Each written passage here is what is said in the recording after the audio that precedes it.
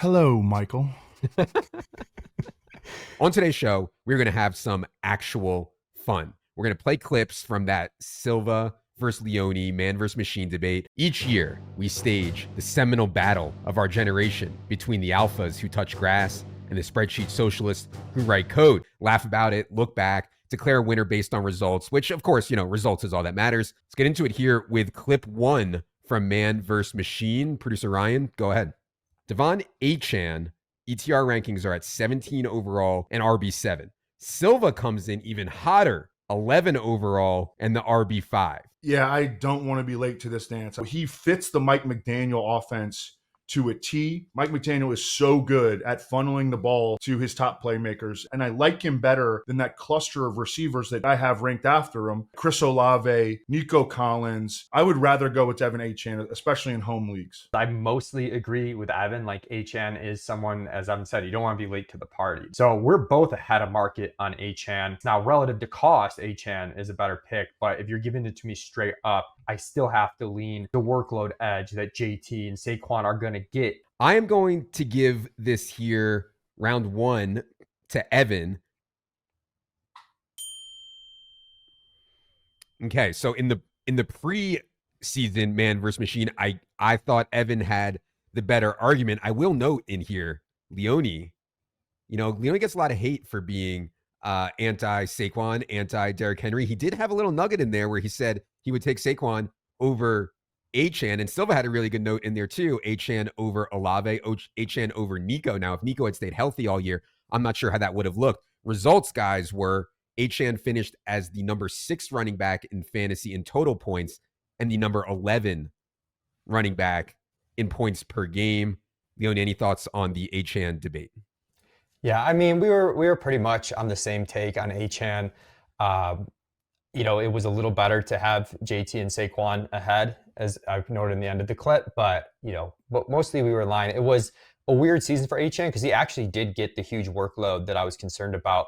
The efficiency just fell off until he had a couple long runs at the very end of the year, but between the quarterback injuries and the offense just sputtering a bit, the efficiency wasn't what we expected it to be. Yeah, I think that I might have had a real good chance at getting a clear-cut W here if Tua had stayed healthy for the entire season. Because if you look at the on-off splits with Tua in there, Achane was kind of right where I wanted him. That didn't happen, and that wasn't necessarily going to be a good bet going in because of Tua's injury history. So I'm hoping to just eke out a half win here. Yeah, I'll give it. I'll split this one down the middle. We're gonna have much more controversial clips as we go along here, but clearly it was right. Both of us, both ETR ranks and Silva top 150, were both significantly higher than market on Achane, and I do think that paid off. All right, let's go to some more controversial ones here. Producer Ryan, let's go to clip 2. Drake London. ETR is at 11 overall, the wide receiver 8. Silva is at 19 overall, the wide receiver 13. I don't think people are totally understanding just how dramatic the change in Atlanta is going to be. The only thing that really kept him behind Garrett Wilson, Chris Olave was the fact that he played for this Atlanta team under Arthur Smith. Attempts are going to be coming from a much more efficient, better quarterback in Kirk Cousins, or even Michael Penix if he ends up having to play. So you guys have a player who has had yardage totals in his first 2 NFL seasons of 866 and 905 and 6 career touchdowns entering his 3rd season as your 11th overall player. Is that correct? That is correct. This is exactly why he's such a bargain, because people are going to look at those raw numbers and totally butcher what they mean. I'll say his this ADP is like balls to the wall projection, all statistical projection. You think you know better. No, and we think we know better, actually. What he's actually done on a per route basis applied to a completely different I think he's good, and that's why I have him as a top 20 overall player. If you just I actually think that I'm being aggressive. You give him I think that you're being crazy.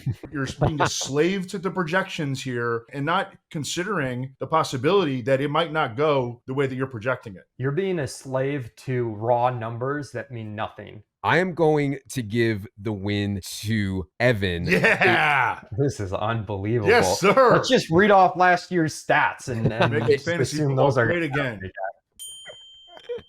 That was a good one. So Drake London, despite Kirk Cousins' kind of struggles, did finish with 100 catches for 1,271 yards and 9 touchdowns. Now, he played a ton, and so he finished as the wide receiver 5, only behind Jamar Chase, Justin Jefferson, Amon-Ra, and Brian Thomas in total points. But in points per game, he was down at the wide receiver 14. So a little bit of a win there for Evan in terms of the points per game. Evan, I'll let you start this time. Any reaction to the clip here on Drake London? It was a really fun debate, and I understand where Leone was coming from. I think that I won this one. Because I think that London's, like, some of his final rankings got really helped out by the fact that there were so many injuries at the wide receiver position. I think that he had a season in line with my expectations, closer to my expectations than they were to Leone's. Leone was just outrageous, ranking him as the number 11 overall player. He had 1,300 yards and 9 touchdowns. That was much closer. You're rounding up now, Mr. Stat. Mr. Stat.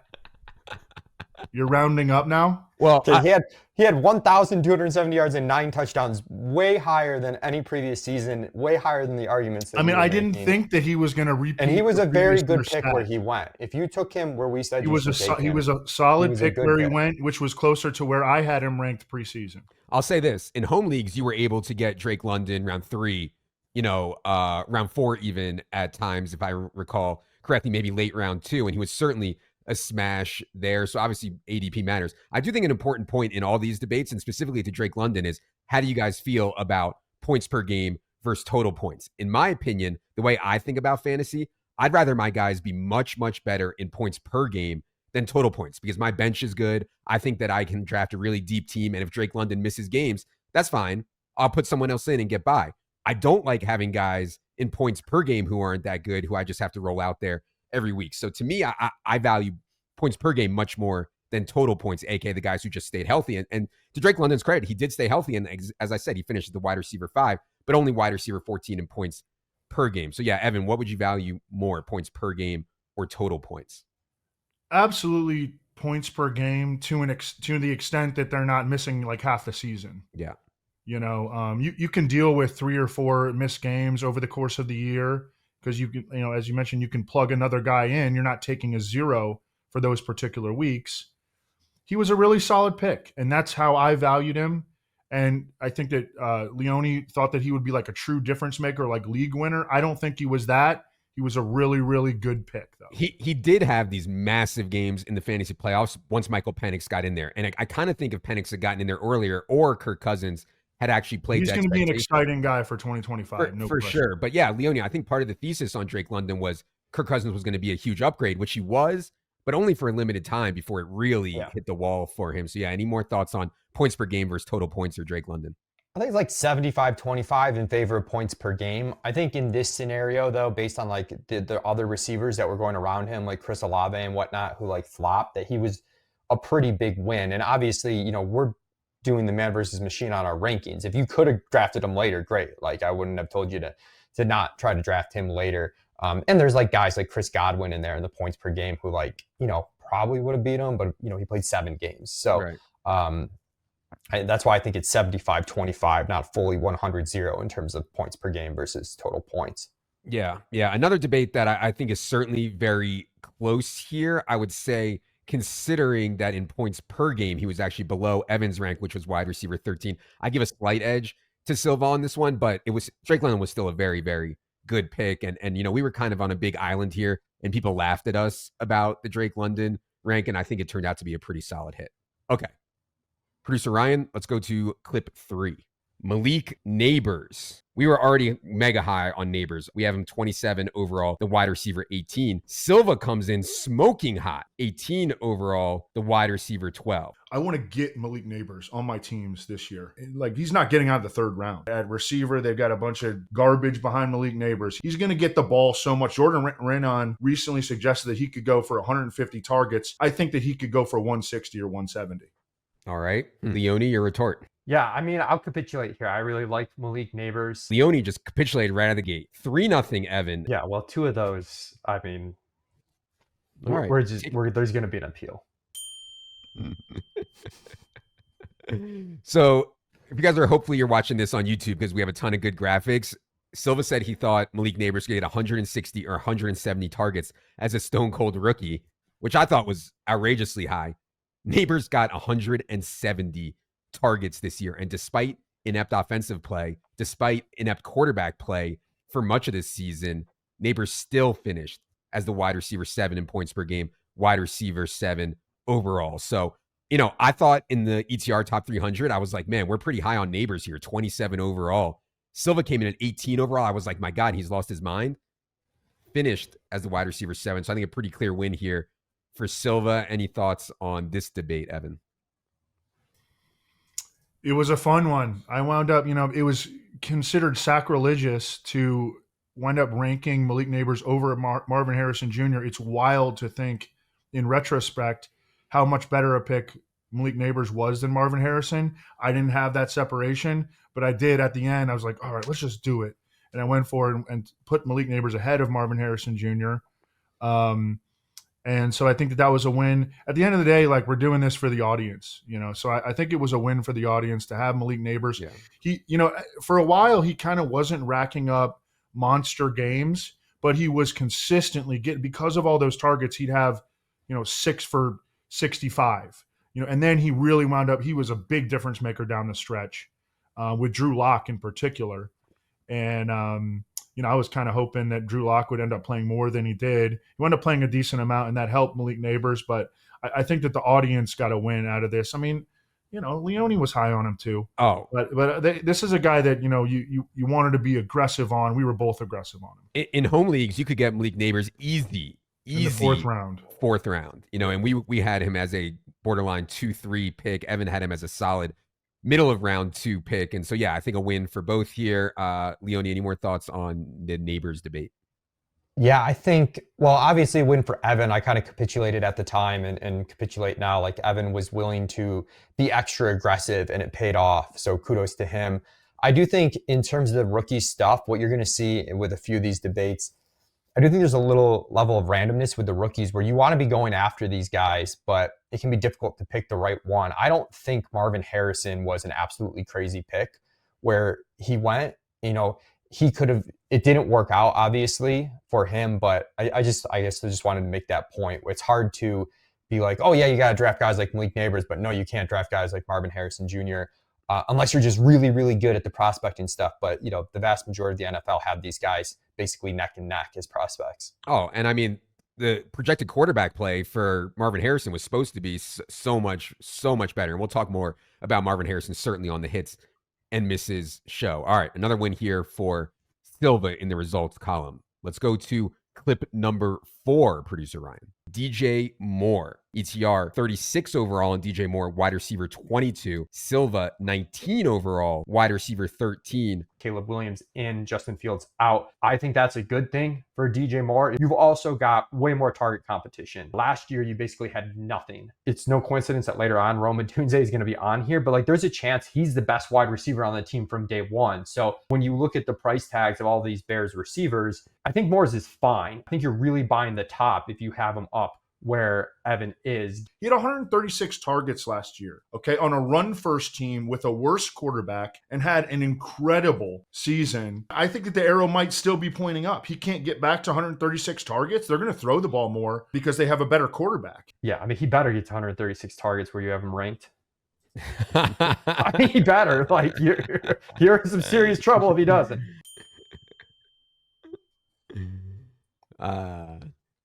Yes, DJ Moore did finish with 140 targets, but efficiency was a massive problem. He was only the wide receiver 32 in points per game as the Bears offense just face planted for much of the season. Leone, I'll let you react here first. The ETR top 300, aka the Leone side, did nail the DJ Moore finish relatively closely here. I guess we were still a little bit too high on him. Yeah, did not nail him. Did not nail. Yeah, I'm looking at the wrong number here. We were high on the Bears in general. Yeah.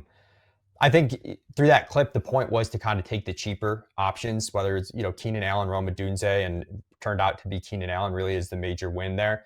As I said with the targets, he did get to that 136 targets, but it took him full 17 games. And he had to get there just to not be a total disaster. Imagine if he didn't earn that level of targets, like how bad it would have been. So I do think, we were on the better side of the risk reward bet on DJ Moore, and how it played out, sort of represented that.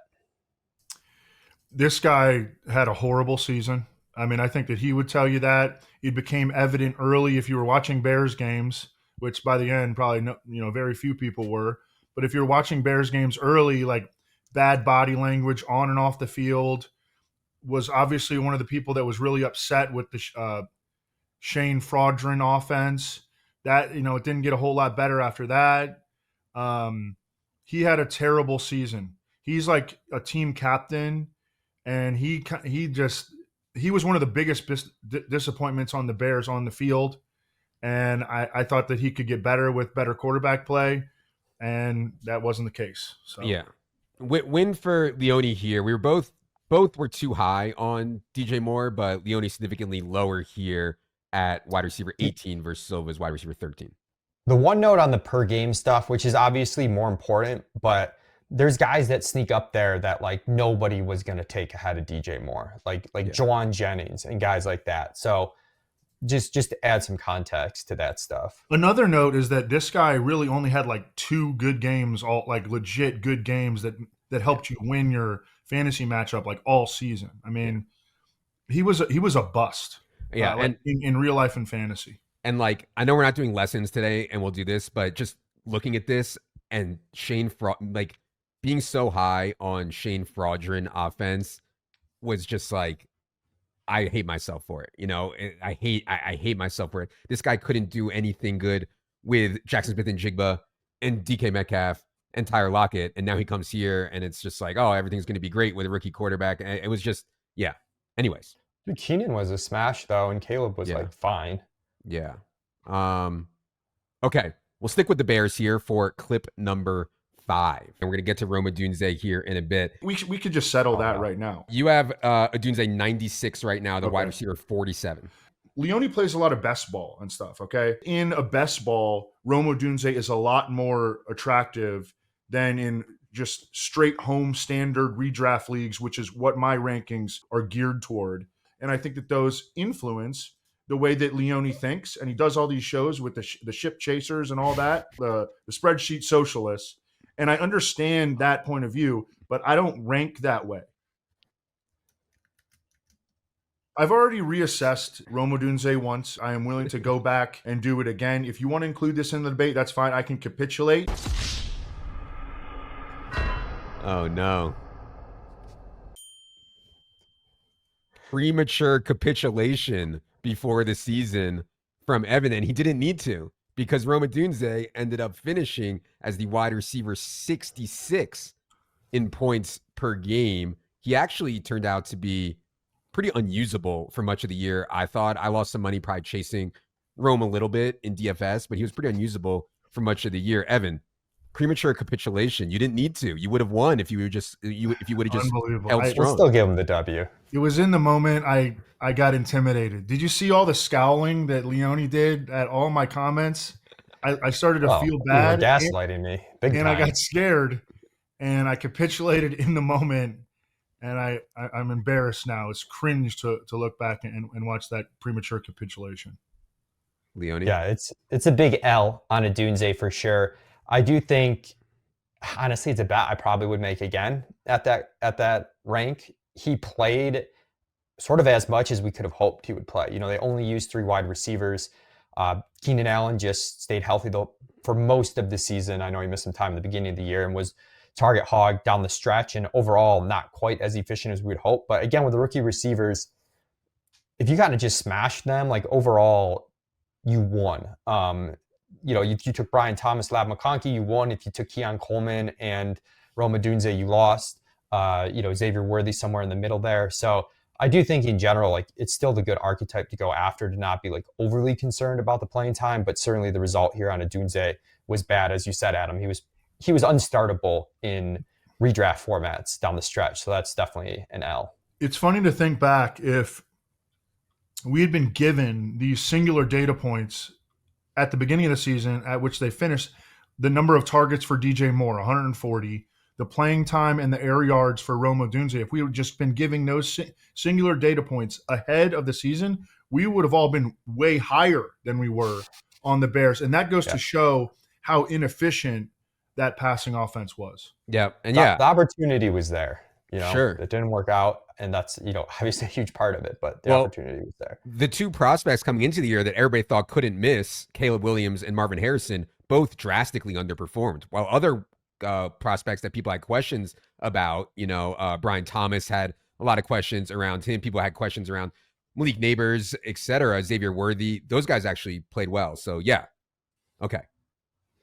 Let's go to the 6th clip here, producer Ryan. Jonathan Taylor. We are up higher on JT, 14th overall, the RB4. Silva is down at 29 overall, the RB9. I looked at, oh God, we're going to be debating Jonathan Taylor today. I was like, oh, I got a little scared. He's not going to catch many passes. I'm worried about him getting vultured by his quarterback at the goal line. And also, he's risky. He's a running back at significant injury risk.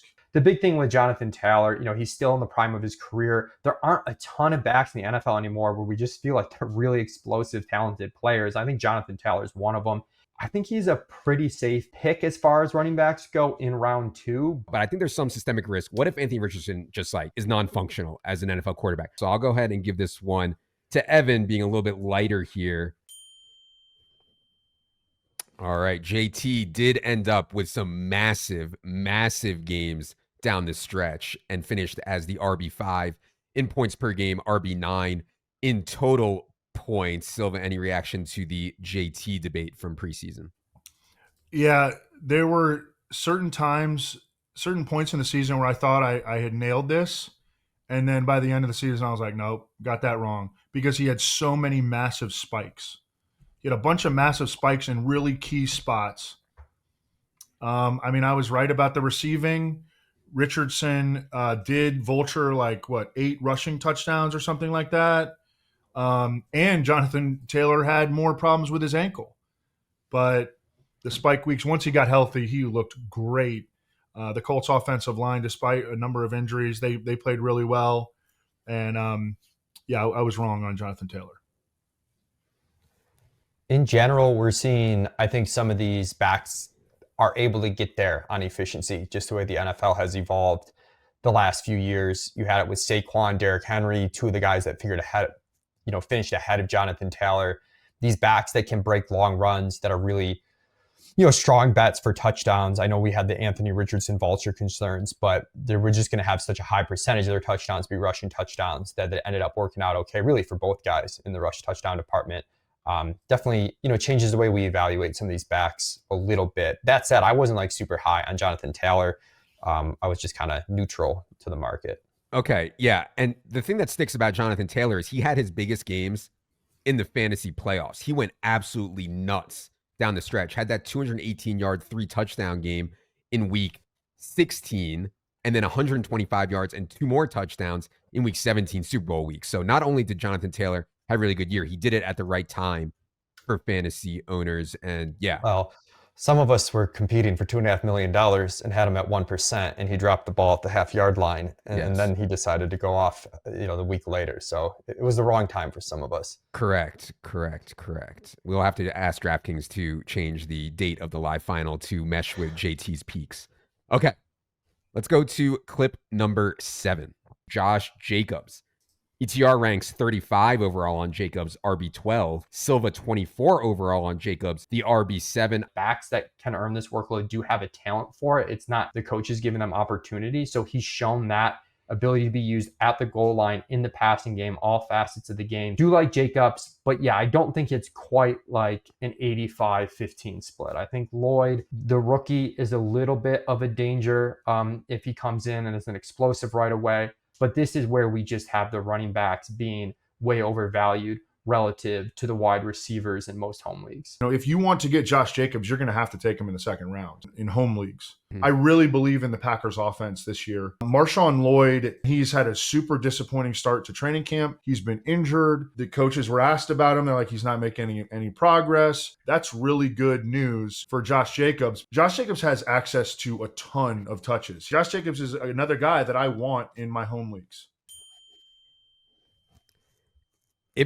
it played out very close to what Silva was saying. Josh Jacobs, he did not face the competition that I thought he would face from Marshawn Lloyd, who I know he was hurt, Emmanuel Wilson, and other guys. He was a true workhorse for Matt LaFleur, which has not always been the case in Matt LaFleur offenses. Finishes as the RB5 in total points, RB7 in points per game. This has to be a win for Silva. Leone Jacobs turned out to be one of the more valuable fantasy assets this year. I feel like the real loser here is John Daigle. He was the one coming after both me and Silva for being too high on Josh Jacobs. But yeah, I think Evan gets the W. We'll point out, like, part of the discrepancy we had was we had Jonathan Taylor, Saquon Barkley, Derrick Henry ahead of Josh Jacobs, which we got right. So I feel like it was probably closer than those final numbers make it look, but certainly, a W for Evan. Yeah, I mean, you want to go in on Daigle. I'm right. I will always go in on Daigle. Daigle was burying Josh Jacobs after 2 quarters of week 1. Okay. Now, the Josh Jacobs haters, they kind of were hanging on for dear life, legitimately for a few weeks there because Josh Jacobs was not scoring touchdowns.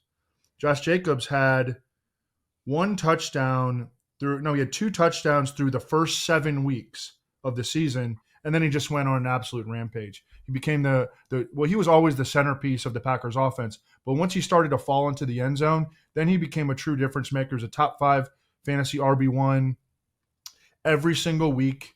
The Packers offense was disappointing relative to how I anticipated them being, but Josh Jacobs got 301 carries. Yeah. He played fine in the passing game, and he had a really nice season. Yeah, for sure. And I think, like, the systemic stuff, Leone, is part of kind of what was the story of the season. In other words, yeah, we had Josh Jacobs as the RB12 overall. That was fine, pretty solid. But having wide receivers ahead of him and all these wide receivers getting hurt and underperforming is really what hurt on the Josh Jacobs stuff, who on a raw basis ended up being one of the most valuable players in fantasy. Yeah, that's a really good point. I made the point about the wide receivers in that clip that turned out to be wrong. And that's where I think, Evan really gets the edge there in terms of the overall rank, having him ahead of some of those wide receivers. And it was a really interesting dichotomy because you can see, like, on the graphic now, we were still way ahead of his best ball ADP. Mm-hmm. But as Evan said in the clip, if you were playing in home leagues, you had to draft him much earlier. So the home league bros get a win there over the best ball bros. Listen, sure. I don't want to, break our arm, patting ourselves on the back, but one thing that we talked about a ton leading up to the season was in home leagues, you should be taking 2 running backs in the first 3 rounds due to where wide receivers were going later. And people who executed that strategy of barbell, huge winning strategy, should have been a huge win. And maybe, hopefully, Josh Jacobs was a part of that for you guys. Okay, let's go to clip number 8, producer Ryan. Jackson Smith in Jigba. We thought we were high, 82 overall, wide receiver 42. Silva, 60 overall, wide receiver 35. Silva's got to stop hanging out with the spreadsheet socialists, First Malik Neighbors, now Jackson Smith and Jigba. I mean, it's out of control. It's enough already. I'm just a little weary of getting him ahead of potentially explosive rookie wide receivers. Xavier Worthy, talked about Odunze. You're taking Odunze over JSN? Yes. Oh my God, that's egregious. Chris Godwin, another one who I think could just blow JSN away in terms of targets returning to the slot role. This is gonna be an easy win. My bold prediction is that JSN is going to lead the Seahawks in receiving. He's going to emerge as their best receiver this season. I actually think I should have him higher. I might go make that move after the show. So zero capitulation here. You can just rack up the victory. It's 5-4 me. And I do think his role is going to expand, and he was shoved into the offense short was not geared role. up for him. I mean, he got hurt. You're right, but you said he had good underlying metrics. He didn't have good underlying metrics. In terms of from a route winning standpoint. He's going to blow up, Leone. He's going to blow up. Brian Hartline, the Ohio State wide receivers coach, he said that JSN was the best out of all of them. Receiver. Marvin Harrison went fourth overall. Do you think that you know better than Brian Hartline? I think I do. In this case, I'm going to think Marvin Harrison's better than Jackson Smith and Jigba. So I'll take that one. Bring it on, Hartline. That was an interesting debate for sure. First of all, JSN did lead easily was the Seahawks' #1 wide receiver, way ahead of DK Metcalf, both in targets, catches, everything. JSN finished with 100 catches for 1,130 yards and 6 touchdowns. No doubt this is a win for Silva. Leone, any retort here or thoughts on the JSN debate? It's a big L for sure. Kudos to Silva on this one. As our producers put it in the chat, let's just take a moment to apologize to Brian Hartline. Hopefully Marvin Harrison has the year 2 JSN does, because he's going to need it for me to save a little bit of face. The only thing I can cling on is 2 of the 3 receivers I mentioned in comparison did well, but that's about it. Thank you, Xavier Worthy and Chris Godwin, for preventing this from being a 100-0 loss. It's only a 99-1 loss. Evan, any JSN thoughts? Just because you awarded this one, Levitan, you love to be the judge, very judgmental guy. You gave this win to Leone, and this one stuck in my craw because I knew at the time that I had smoked them, and it seemed like you were just trying to be nice or something. That's what we should be judging. But then I wound up losing the final judgment 7-6. So this one really stuck in my craw all season. And every time that I would think about JSN, a smile would come over me. I would feel warm inside. Yeah. And so I will take this win happily. A win for Evan and a win for JSN by just ridding himself of Shane Waldron, And there was a clip before the season. They asked JSN about Shane Waldron, like, oh, how do you think he'll do in Chicago, or how? And he said, like, Shane's a nice guy, or something like that. In other words, even JSN knew that Shane Waldron was incompetent at the time, and I wish I had latched onto that harder. Hey, Rome Odunze, you're going to get another chance here. Good point. Clip number 9 here, producer Ryan. Zamir White. ETR top 300, half PPR is at 85 overall, the RB 25. Silva's a bit higher, 68 overall, the RB 20. You have to go back and change your judgment on the last one because he's going to win this one. Because we have different viewpoints, and you tend to agree with the way that he views players. Not necessarily. I'm hearing all arguments. Let's hear it. That's a soft opener. I mean, you look at the last 4 games when Zamir, after they were done with Josh Jacobs, Zamir White had, 20 touches a game, playing 75% of the snaps. They did almost nothing to bring in any kind of competition. I think he's got a chance at like 285 carries. Our ranking on Zamir White is our half PPR rankings, which is for home league redraft. We're just saying don't draft him in your home league is what we're saying. That's exactly what you're saying. Yeah. If you look up dead zone running back in the dictionary, it's a picture of Zamir White. A bad team, 2-down back who's not going to get 3rd down work. He was a 4th round pick through 2 NFL seasons. How many rushing touchdowns did he have through 2 NFL seasons? Not many. One. He's got 1. I mean, you're talking a guy that we're just really thrusting to 280 carries who's done absolutely nothing.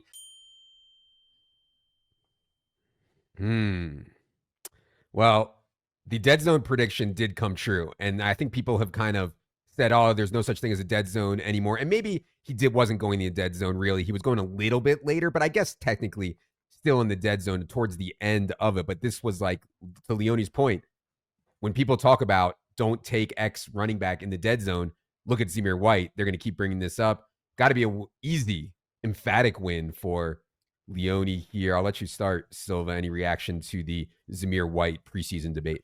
Yeah, I mean, Zamir White sucks. So that debate has been clearly settled. Leone was still too high on him, but I knew at the time. Is that? I mean, that's all I got. So. I do Zamir White appreciate is not good. The order of the clips here, because I got another pretty big L coming. I don't know if I could have taken JSN and Kyle Pitts back to back. So we'll just foreshadowing. So I appreciate the order of the clips here. No, but there were a lot of running backs though in the quote unquote dead zone that were huge wins this year. I mean, Josh Jacobs and best ball went in the dead zone. Who Silva was on. I mean, like James Cook was in there. So it's definitely not a blanket ignore based on draft costs anymore. It's more about the archetype of the player. And I think we need to think about less of rounds and more just the archetype of the player and, the risk reward proposition. And obviously, Leone, you were too high on this guy, but your analysis was spot on as to why you avoid a guy like this. And I will actually learn from this. I've been doing this for a long time. I'm still learning. And this is a guy that I should have known to avoid.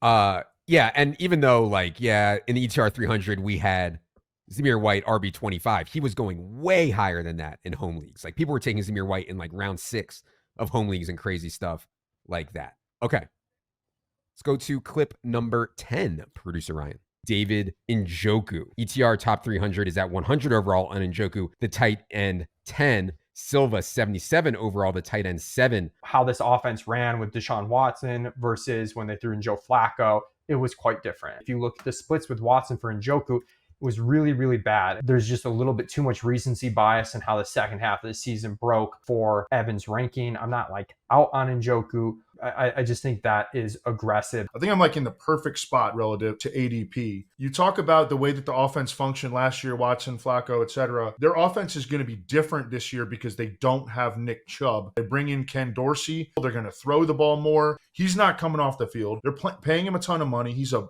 absolute beast out there. I think I have him ranked perfectly, honestly. Another thing is that you have Kyle Pitts ahead of him, right? Yeah, easy. So David Njoku did miss some games, but he was very good on a per game basis. The tight end 5 was the chief. And so based on like some of the other Kincaid types and Pitts types who we'll get to, and even like Kelsey and Laporta, Njoku was certainly a win over where those guys went. Silva, any thoughts on the Njoku debate? I don't have a ton of thoughts on this one. I mean, I think I won it, but he missed time. He had only 2 really bad games. He only played in 11 games, but I think he had 9 usable weeks out of 11 because he had at least 40 yards and or a touchdown in 9 of 11 games. And at the tight end position, like we can absolutely work with that. He had a couple of really bigger games. With Jameis. I mean, that was the thing. When Jameis got in there, Right. He started to cook, Yeah, I mean, the quarterback situation made a lot of difference. But part of my analysis was that I thought that Jameis was going to end up playing. Jameis should have played way earlier than he did. But, I mean, I think I won it. Yeah. Considering the way the tight end position played out, I definitely agree that Silva won this one, I think. Leone, any reaction to the Njoku debate? Yeah, I think if you look at the tight end position overall, Silva definitely won this. Njoku had this ceiling in him, and maybe we underweighted it. I do think he ran out pretty well with, the games he missed were the games that Watson was playing early. And then if you look at his stats with Watson, they're not pretty. He had one massive game. That was the game that Watson got injured and left early in, and then it was wheels up. So I think it might have turned out differently, but regardless, he was a better pick at cost than a lot of the tight ends that went before him. So Evan had that right. All right. It is now time for the moment everyone has been waiting for. Clip number 11. Clip number 11. For the audio listeners, Leone just tried to leave the entire stream. Clip number 11. Go ahead, producer Ryan. You mentioned Kyle Pitts. ETR 55 overall, the tight end 6. Silva 78 overall, the tight end 8. I was being attacked about my rankings of mainly Kyle Pitts because I don't have him high enough or something. And then Leone admitted later in our Slack that has like a huge position on Kyle Pitts. So he's obviously biased. A lot of projection involved, a lot of assumptions that he's going to bounce back from this long-standing knee injury. I don't know. I think that having him tight end 8 where I have him is like pretty aggressive based on what we've seen out of him. You have a faith-based projection coming here from Leone. Look at Njoku. We often see these athletic tight ends take a little bit of time. Kyle Pitts already flashed in his rookie year over 1,000 yards. And we're going to write him off because of 2 down seasons, one where he wasn't fully healthy under a horrific coach. Players like this just don't come around very often. I haven't talked about not wanting to miss the boat on Devin Achane. I don't want to miss the boat on Kyle Pitts. I will, if I'm going to be bold, I really think like we could be drafting Kyle Pitts in round 2 next year.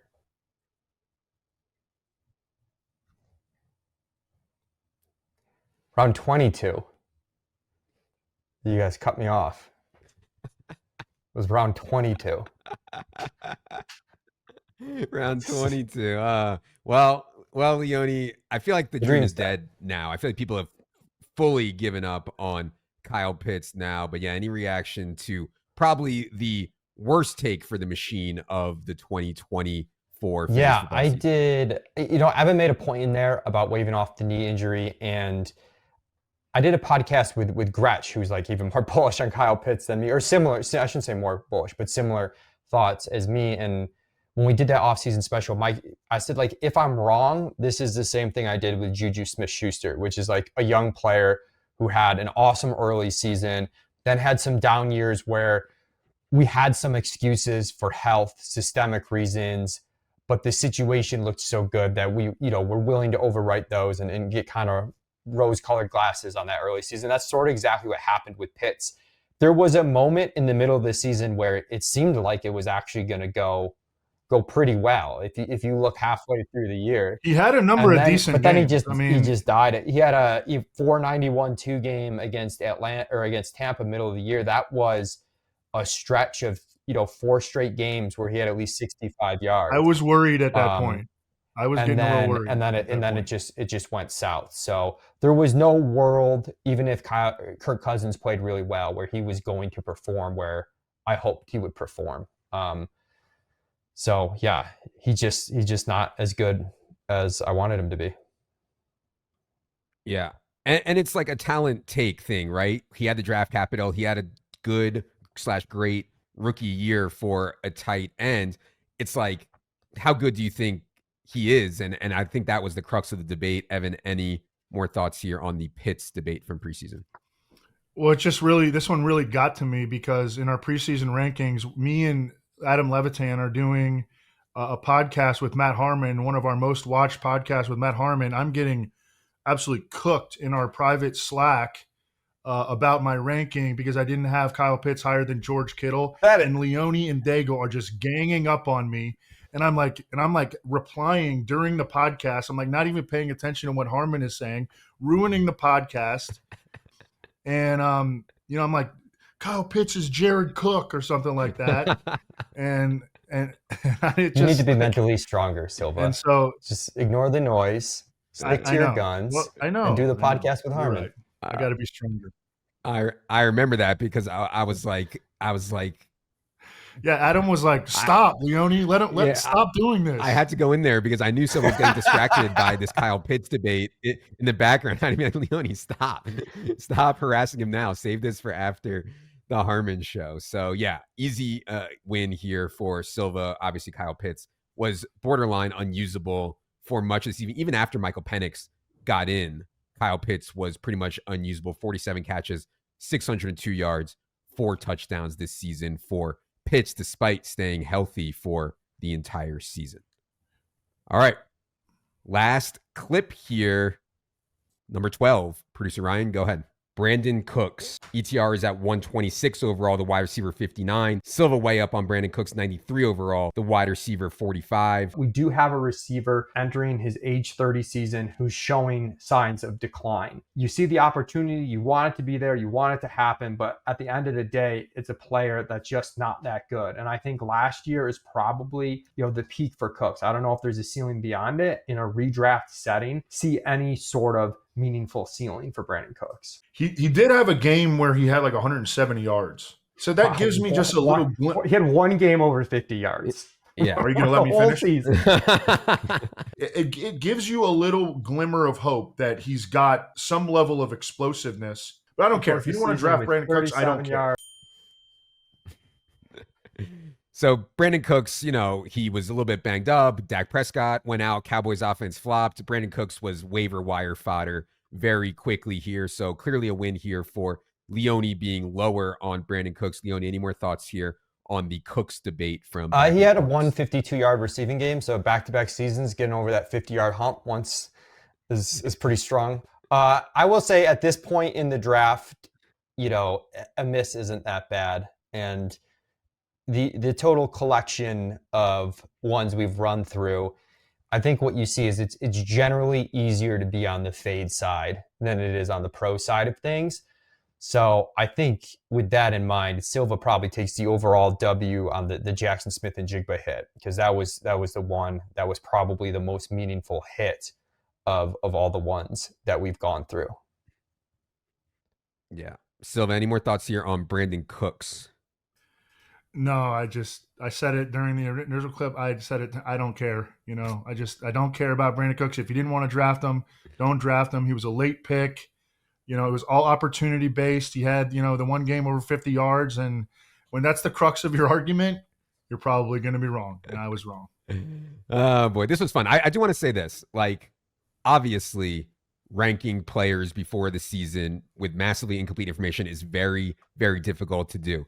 Two different processes for each of these guys, Leone and Silva, to do it. I do think that in their specific way they do it are like clearly the best. I think it's harder actually to do it the way Silva does it, where it's more like knowing ball and firing from your gut. I think it's really hard to do it. And Silva is like, so if you look back at this stuff, I mean, Silva obviously won this man versus machine debate overall pretty easily. It's like incredible that Silva's able to do this firing from his gut like this year after year after year and come out plus EV so often. So shout out to Silva, and the way Leone and the projections team do it, I think is like a more solid way to do it, but not necessarily a better way, just like a more solid, maybe easier to replicate year over year, just being solid year over year over year. So I know people have different approaches to doing this stuff. We think that having both of these guys contributing is like comes to the best outcome for everyone. So I know we joke a lot, we bust a lot of balls. We're trying to have fun with it, but I do really honestly think this is the best way to try to predict what's going to happen in the future. So I'm glad these guys have a sense of humor about it, are willing to put their takes out there, and then also be willing to come back on here afterwards. We're saying silly stuff and we get to laugh at it and everything like that. So yeah. And I want to say shout out to Leone. I mean, Leone is an incredible analyst. I have the utmost respect for him. He smoked me in our 2023. So I had to come back strong. I was on all my, I had all my I's dotted for this one. I had to come back strong. I think it worked out that way. But next year will be a big year, sort of a rubber match after. I mean, Leone, he did beat me handily in 2023. Yeah, absolutely, no doubt. All right, that is going to do it for our first ever recap edition of Man vs. Machine. In the show notes, we'll be sure to include the original Man vs. Machine if you want to go back and check that out. I believe it is episode 752. Let me just confirm that. Yes, episode 752 was the original Man vs. Machine if you want to go back and listen to all that. Coming up on the show, interview with Adam Schefter should be out Sunday or Monday. Working on that. Going to record that on Friday. And then Evan and I will be back for some props talk and other Super Bowl preview stuff as well next week. Be sure you are subscribed to our YouTube channel if you are not already. For the machine, Michael Leone. For the man himself, Evan Silva. I am Adam. Good luck, everybody.